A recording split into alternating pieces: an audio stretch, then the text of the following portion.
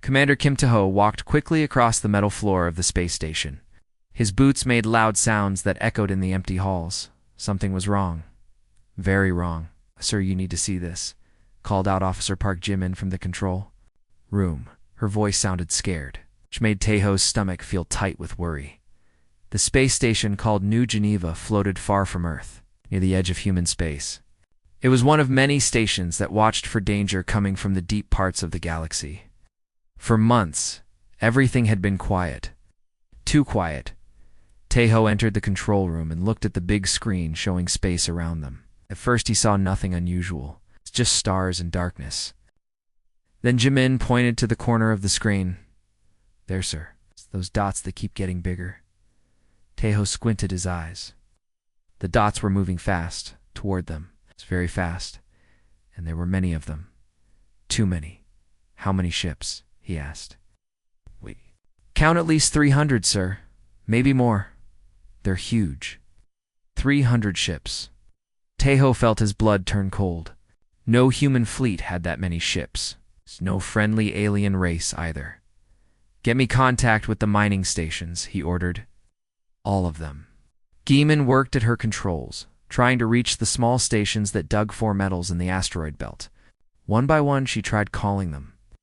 One by one, only silence came back. "Station Alpha 7, please respond," she said into her microphone. Nothing. "Station Beta 3, are you there?" "Still nothing," sir, whispered another officer, Lee Soo-jin. "I'm getting some signals from the outer stations." Emergency signals. The main screen changed to show a recording. A man's face appeared, covered in blood and dirt. Behind him, something burned with bright flames. "This is Station Charlie 9, the man said, his voice shaking. They came out. Of nowhere. Ships like nothing we've ever seen. They look alive, like giant sea creatures made of metal and flesh. They didn't ask for surrender. They just started taking everything, taking everyone. If anyone hears this, run. Run as far as you can. They're coming for all of us." The recording ended with a bright flash of light. Then nothing. The control room became very quiet. Everyone stared at the screen, trying to understand what they had just seen. Sir Jimin said very quietly, "I think they're the Crimson Tide." Taeho had heard stories about the Crimson Tide. Every spacer had heard the stories. They were told in quiet voices in bars across the galaxy. A fleet of ships that moved from star to star, taking everything and leaving nothing behind. Worlds that had millions of people one day would be empty rocks the next. Most people thought the stories were just scary tales to frighten children. But Taeho had been in space for 20 years. He knew that the scariest stories were often true. "Get me Earth Command," he said. "Right now." The big screen flickered and showed the face of Admiral Choi Dong-wook. The Admiral was an old man with gray hair and tired eyes. Behind him, Taeho could see many people working at computers and talking into microphones. Everyone looked worried. "We've been watching them for weeks," Admiral Choi said before Taeho could speak. "They started at the far edge of the galaxy, and they're moving toward us. Every planet they visit goes dark. Every station stops talking. Every ship disappears." "How long do we have?" Taeho asked. "Maybe 3 days. Maybe less." "The Galactic Council won't help us, they say. We're too new, too small to matter. They won't risk their own ships for us." Taeho felt angry. The Galactic Council had thousands of ships. They had weapons that could destroy planets. They would let the Crimson Tide kill millions of humans, because humans were still young in space. "What are your orders, sir?" Taeho asked. Admiral Choi looked tired, but his voice was strong. "Save who you can. Get the civilian ships away from here. But make sure your weapons are ready. We're not going to die quietly." The screen went dark. Taeho looked around the control room at his officers. They were all young. Most of them had never seen real fighting, but they were ready to do their duty. "You heard the Admiral," he said. "Start evacuation procedures. Get every civilian ship moving toward Earth, but also get our weapons online." "All of them," Sir Soo-jin said. "There are too many civilian ships. We can't save them all." Taeho walked to the big window that looked out into space. In the distance, he could see the lights of cargo ships and passenger vessels trying to escape. Families with children, old people, workers who just wanted to go home. Most of them would not make it. Then we save who we can, he said quietly. And we make sure the Crimson Tide pays for everyone we can't save. Outside the window, the enemy ships kept getting closer. They looked like dark clouds moving across the stars, blocking out the light wherever they went. The storm was coming, and it would take everything in its path. But Tejo smiled just a little. The Crimson Tide thought they were hunting helpless prey. They had no idea that Earth had been preparing for this day for a long time. 3 days passed like a bad dream. Captain Han Minsu stood on the bridge of his ship, Soul's Pride, watching the enemy fleet move closer to Earth. The alien ships were huge, bigger than anything humans had ever built. They looked like giant sea monsters made of metal and living flesh with long arms that reached out like tentacles. "Sir, they're trying to talk to us," said Officer Yoon Hae-jin at the communication station. "Put him through," Han said. His voice was calm, but his hands were shaking a little. A strange voice filled the bridge. It sounded like metal scraping against metal, cold and without feeling. "Small humans, you cannot fight us. Give up now, and we will kill you quickly. They fight us, and we will make you suffer before we take your world." Han looked at his crew. They were all young. Most of them had never been in a real battle. They were ready. They'd been preparing for this moment their whole lives. "Tell them we have a different idea," Han said, with a small smile. Suddenly, space around Earth lit up like fireworks. Things that had looked like old broken satellites started to move. Pieces of space junk that had been floating around for years opened up like flowers, showing big guns inside. Hidden stations that no one could see before appeared out of nowhere, their weapons pointing at the enemy ships. The first attack hit the Crimson Tide ships like thunder. Their thick armor, which had protected them for thousands of years, cracked and started bleeding a strange green liquid. The aliens had never seen weapons like these before. "This is impossible," the alien voice said, sounding confused and angry. "Your weapons are weak. Your technology is old. This cannot be happening." Down on Earth, Colonel Park Yen-ho sat in a deep underground room full of computers and screens. He had been waiting for this day for 10 years. He pressed a button and spoke into his microphone. "All ships, this is Earth Command. Show them what we can really do." The human ships that had been hiding behind Earth's moon came out into the open. They looked small compared to the alien ships, but they moved fast and worked together like a team. Each ship had weapons that the aliens had never seen before. What the Crimson Tide did not know was that humans had been collecting alien technology for many years. Every time an alien ship crashed on a human world, every time aliens left something behind, humans took it apart and studied it. Then they made it better. The human ships attacked with perfect timing. They knew exactly where to hit the enemy ships to hurt them the most. The aliens tried to fight back, but their weapons kept missing. The humans moved too fast and knew exactly where the aliens would shoot. How are they doing this? It's the alien. Commander asked his officers on the big enemy ship. "They fight like they know our battle plans," one officer said. "Like they have fought us before." The alien commander felt something he had not felt in 1,000 years. Fear. Captain Nam Song-ho led a group of human ships near the planet Jupiter. His ships were much smaller than the enemy ships, but they moved like dancers, spinning and turning to avoid the alien weapons. "Watch their pattern," he told his pilots. "They always attack in the same way. When I give the signal, hit them at the weak spots." The alien ships came at them in a straight line, just like Nam expected. At the perfect moment, he shouted, "Now!" and all his ships attacked at once. The alien ships tried to turn away, but it was too late. The human weapons cut through their armor like it was paper. All around Earth's solar system, the same thing happened. The aliens had expected an easy fight against weak humans. Instead, they found themselves fighting an enemy that knew all their tricks and had better weapons. On the biggest alien ship, the Supreme Commander watched his fleet fall apart. His ships were dying one by one. His army that had never lost a battle was losing to creatures they thought were primitive and weak. "Sir," one of his officers said, "we have lost half our ships. The humans are too strong. Their weapons are too good." The commander looked at the screens showing the battle. Human ships danced around his fleet like small fish around big sharks. But the small fish had sharp teeth, and the sharks were bleeding. "How long have they been preparing for this?" he asked. "We do not know, sir. They fight like they have been waiting for us for many years." The commander felt something break inside him. His fleet had conquered 1,000 worlds. His army had never retreated from any battle. But the humans were different. They did not fight like other races.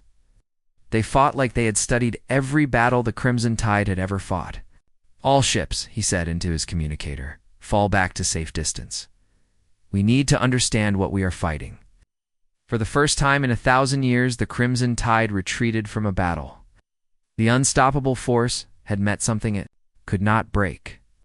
The humans had turned the storm back on itself.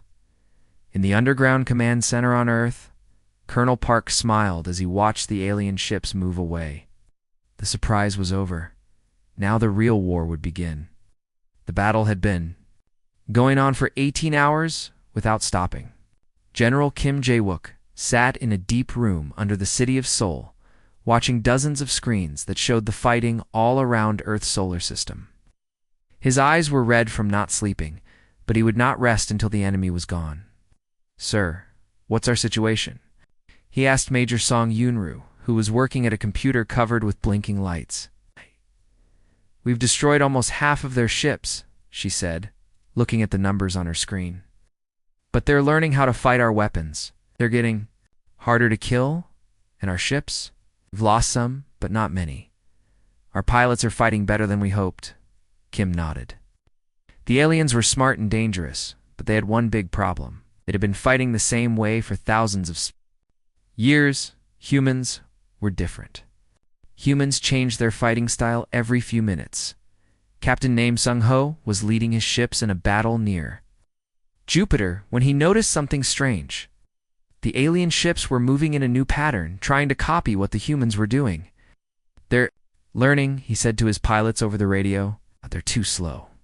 Watch them for 3 minutes, then we'll show them something new." Nam counted the seconds as the alien ships attacked. They moved in groups of 5, trying to surround the human ships like the humans had done to them earlier. But after exactly 3 minutes, Nam saw what he was looking for. All ships changed to attack pattern Delta 7. Hit them where they don't expect it. The human ships suddenly split apart and came at the aliens from 6 different directions. The aliens tried to turn their ships to follow, but they were too big and slow. The human weapons hit them in places where their armor was thin. "They keep changing so fast?" asked one of the alien pilots on his radio. "I don't know," another pilot answered. "Every time we learn to fight one way, they start fighting a different way." All around the solar system, the same thing was happening. Ouch. Human commanders watched how the aliens fought, learned their patterns, and then did something completely different. It was like playing a game where humans kept changing the rules. The alien supreme commander sat in his command room, staring at reports from all his ships. Nothing made sense. His fleet had conquered worlds with billions of people. His weapons had destroyed planets. But these humans kept surprising him. "Sir," said his science officer, "we have studied their fighting style. They do not follow any pattern we know. They change their tactics every few minutes." "That's impossible," the commander said. "No species can coordinate that fast. No army can learn that quickly, but they are doing it, sir. Look at Sector 7. Our ships attacked in Formation Alpha 4. The humans watched for exactly 2 minutes, then changed to a counterattack we have never seen before." The commander looked at the battle recordings. Human ships moved like they were dancing, always in perfect timing with each other. When one group of humans attacked, another group was already moving to the next position. It was like watching a machine made of many parts, all working together perfectly. "They fight like they share one mind," the commander said quietly. What the aliens did not understand was that humans had been preparing for this war for decades. Every human pilot had studied alien fighting styles. Every human commander had practiced against computer simulations of alien tactics. They had wargamed every possible scenario. Lieutenant Colonel Lee Hyun-woo was commanding a defense station near Mars when a group of alien ships tried to attack it. The aliens came in fast, using their strongest weapons. But Lee was ready. There. Using attack pattern Gamma 9, he told his gunners. We practiced this last month. Fire at coordinates I'm sending to your screens. The defense station's weapons fired at empty space. For a moment, nothing happened. Then the alien ships flew right into the weapons fire, exactly where Lee knew. They would be... How did you know where to shoot? Asked one of his gunners. We've been studying them for years, Lee said. They have 73 different attack patterns. We know them all. The alien ships tried to retreat, but more human ships were waiting for them. The aliens were caught in a trap they didn't even know existed. On the biggest alien ship, the Supreme Commander finally understood what was happening. The humans had not just been preparing to defend themselves, had been preparing to hunt the Crimson Tide. Sir, his communication officer said, we're receiving a message from the human fleet. Put it through, the commander said. A human voice filled the command room. It was calm and cold, like the voice of a hunter who had cornered his prey. This is Admiral Choi of the Earth Defense Force. You came here to destroy us? But we have been waiting for you. We know how you fight. We know how you think. Now we know how you die. The alien commander felt something he had never felt before. The humans were not just defending anymore. They were attacking. They were hunting. And they were very good. At it, all ships, he said to his fleet, prepare for full retreat. We're leaving this system now. But as his ships turned to run, the commander realized something terrible. The humans were not going to let them go. The fire had awakened, and it was coming for them. The alien ships tried to run away, but running was not easy. Captain Yo Seung-min had been waiting on a space station called Kepler's Gate for 2 years. Everyone thought he was just a trader who sold metal and food to travelers. But when the special signal came from Earth, he stopped pretending. All hidden units. This is Lazarus Command. He spoke into his secret radio. The hunt begins now. O pulled off his fake trader clothes and put on his real uniform. Around him, 30 other traders and workers did the same thing. They had been living on this station for years, watching and waiting. Now it was time to fight. The aliens had no idea that humans had been hiding all over the galaxy. Every trading post, every mining station, every refugee camp had humans in it. They looked like normal people, but they were really soldiers and spies. Lieutenant Commander Bae Yan-soo was hiding in a place called the Centauri Drift. Far from Earth, she had been watching the alien supply ships for months, learning where. They got their fuel and repairs. When the signal came, she smiled. Target their fuel stations first, she told her team. Then hit their repair yards. If they can't get fuel or fix their ships, they can't fight. Now across the galaxy, humans attacked at the same time. The aliens thought they were running away to safety, but safety did not exist anymore.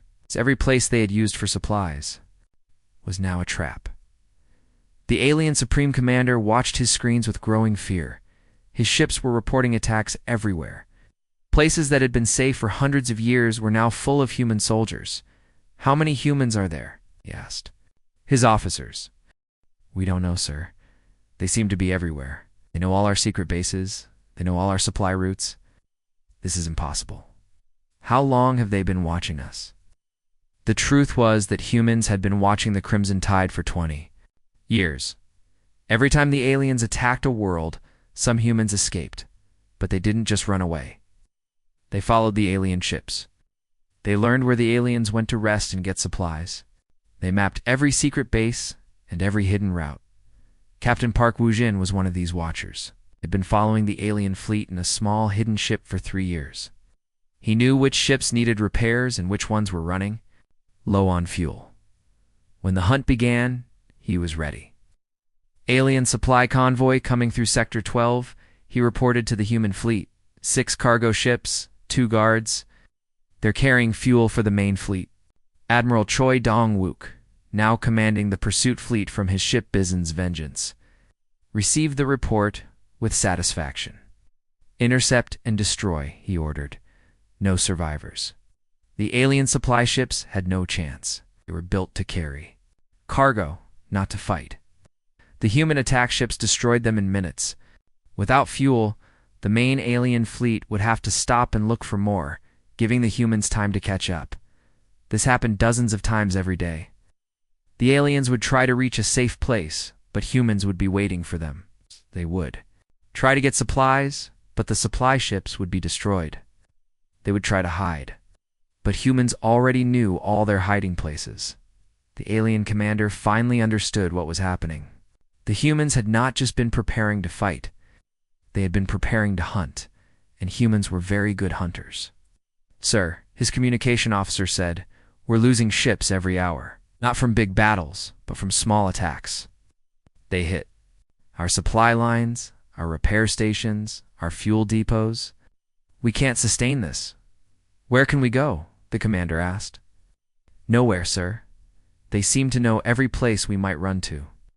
The commander looked at a map of the galaxy. Red dots showed where human attacks had happened. There were hundreds of them, spread across dozens of star systems. It was like a net closing around his fleet. What made it worse was that the humans fought like pack hunters. They didn't just attack with big fleets. They used small groups that hit fast and disappeared. They cut supply lines and destroyed support bases. They made it impossible for the alien fleet to rest or repair. Commander Kim Tae-ho, who had survived the first battle at New Geneva, was now leading a small hunting group. His job was to find damaged alien ships and destroy them before they could be repaired. "Wounded alien ship detected," reported his scanner officer. "It's trying to reach the repair station at Alpha Centauri." "They won't make it," Kim said with a cold smile.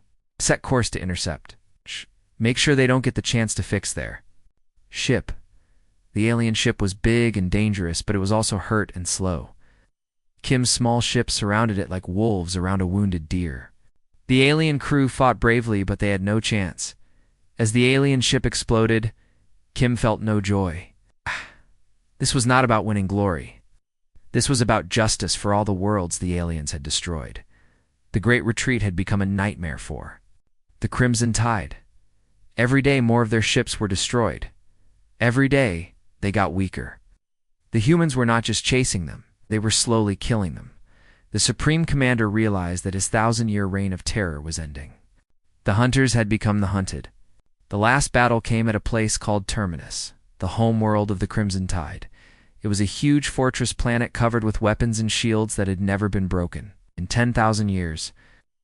The alien commander thought he would be safe. There, Fleet Admiral Lim Hyun-soo looked at the planet through the window of his ship.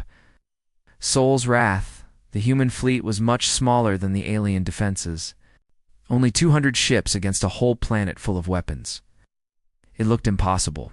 "Sir," said Intelligence Officer Kang Min-young, pointing at her computer screen. "Our spies have been inside that planet for 5 years. We know we're all there. Shield generators are. We know where they keep their weapons. We know everything." Lim nodded. The aliens still did not understand how humans worked. For 5 years, humans had been sneaking onto Terminus, pretending to be slaves or workers. They had mapped every hallway, every weapon, every weak spot. "What about the people living there?" Lim asked. "Most of them are slaves from worlds the aliens conquered. Millions of people who were taken from their homes. Our job is to free them." Battle began, but it was not the big attack the aliens expected. Instead, human ships flew to exact places around the planet.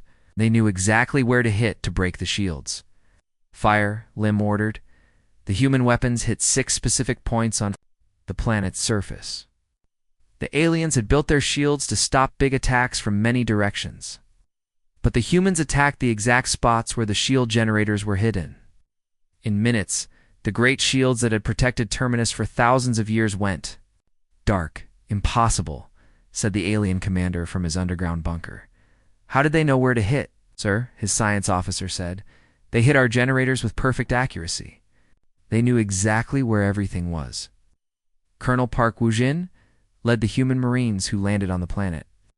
Their job was not to destroy everything. Their job was to save the slaves and capture the alien leaders.